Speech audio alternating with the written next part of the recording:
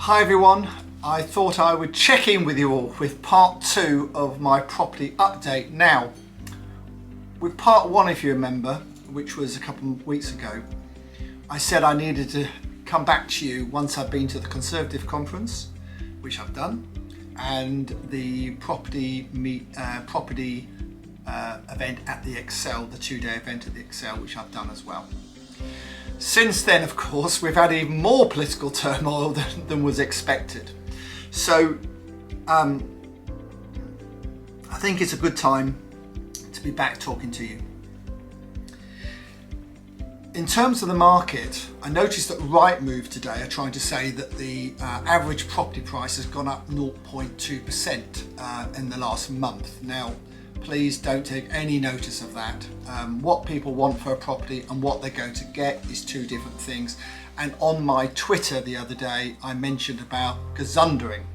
Now there's gazumping, which is when you bid more than someone else to get it. And then there's gazundering is when you've agreed a price and you have to reduce it, or you want to reduce it because the market's changed, or you just want to get it cheaper. And that's what's happening. So gazundering, I've had 4 or 5 people tried on with me on properties that we're selling at the moment already. So please don't take any notice of the Rightmove stats to say that property prices or the asking prices have gone up slightly. It really is irrelevant. The other thing I would say is there's an awful lot of talk in the media about this government costing people much higher interest rates of 6% fixed and so on. At the end of the day, the property market in this country and the interest rate payable has been far too low for too long. So interest rates were always going up. The Bank of England should have probably put them up a bit sooner and a bit faster, like they did in America. Now in America, interest rates on a fixed 30-year term are 7.2%. I checked this morning. And the UK, you can probably get a fixed rate at around 6.1%. So when President Biden, as he did the other day, off the cuff starts talking about this government and this country not being a good idea to reduce the top rate of tax, which it isn't at the moment, I think everyone accept that. But the top rate of tax in America is 37%. So, you know, they want to keep the smartest and the cleverest people working in America. They don't want them to come to the UK. That's a fact. So I think President Biden should really try and sort his own country's affairs out rather than being worried about ours. Now,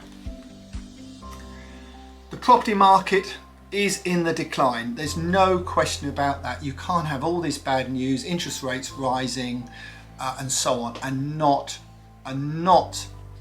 or have it not affect the property market. So please be careful. The market is going to drop, or is dropping 10 or 15% in certain areas. I'm not sure it's going to drop a lot more than that. Some areas won't drop at all, other areas will drop. And remember, the people who are really vulnerable are the people, I believe, with part finished stock, where the costs have gone up to finish it. It's taken longer than they anticipated. And we've all been there, by the way, we've all been there.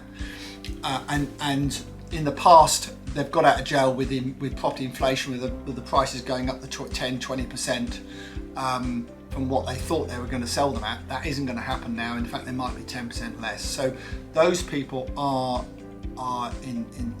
could be in trouble. So some of those developers could be in trouble. If you're buy-to-letting, looking for long-term investments, I think there's not too much risk. Whether you want to jump in now or wait is another matter.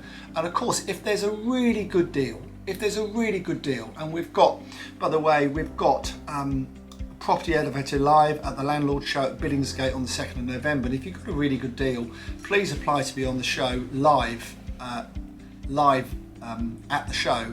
And we've also got, of course, on the 6th of November, which is Sunday the 6th, the live Property Elevator Conference. And again, we need 3 people to pitch really good deals to us on that day as well. So there's opportunities. If you've got deals, you might find that the banks start lending you less loan to value than you're normally used to, and at higher interest rate.